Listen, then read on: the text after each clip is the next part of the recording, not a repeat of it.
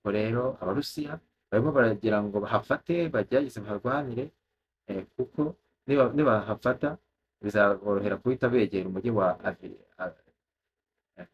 oya, ahubwo bahafashe baba bahongereye ku mujyi wa Avdiivka bafashe mu kwezi kwa kabiri, eh, mu kwezi mu mezi yashize, ntabwo ari ukwezi kwa kabiri.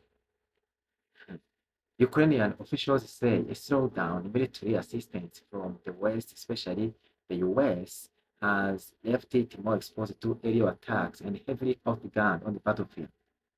Hanyuma rero abayobozi ba Ukraine, ni ukuvuga harimo abasivile harimo n'abasirikare, bose bavuga ko rwose igisirikare cyabo cyane gicika intege bitewe n'uko ibikoresho bituruka mu burengerazuba cyane cyane bituruka muri Leta Zunze Ubumwe za Amerika byakomeje kugabanuka. Ibikoresho byagabanutse cyane cyane indege z'intambara, ibikoresho bigendana n'ikirere byose, cyangwa se na misile zirasa indege, bigatuma rero urugamba barushwa ibikoresho n'abarusiya. Despite repeated assurances that he is dedicated to Ukraine's defense, US House Speaker Mike Johnson has failed to advance in new military aid.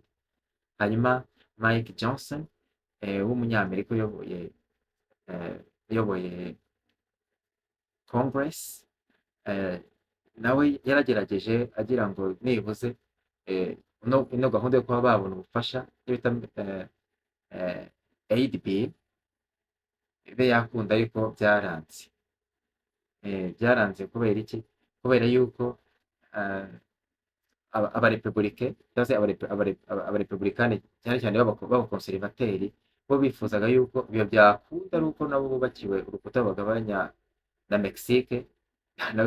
By'urwo rukuta rwasabaga amamiliyari y'amadolari, nabwo abademokarate bakaba batarwumva neza. General Syrskyi said without the fresh aid and sophisticated weapons, Kyiv would be unable to seize the strategic initiative from the numerically superior Russian forces. Hanyuma rero General Syrskyi uyobora ingabo za Ukraine akavuga ati tutabonye ubundi bufasha bushyashya bw'intwaro zigezweho, intwaro kenshi abantu bita ngo zigoye kuzikoresha, ntabwo bazabasha kugira ikintu bakora imbere y'ingabo z'Uburusiya n'ubusanzwe zibarusha imbaraga, cyane cyane mu kubarusha umubare w'ingabo, no kubarusha ibikoresho byinshi kandi bigezweho. Tubashimira ko mukunda amakuru yacu, wakanda subscribe ukatwereka yuko turi kumwe, ugakanda like ukatwereka yuko ukunda amakuru yacu. Mwakoze rero gukurikira amakuru ya UT News. Ibihe byiza, umugoroba mwiza. Thank you. Ciao ciao.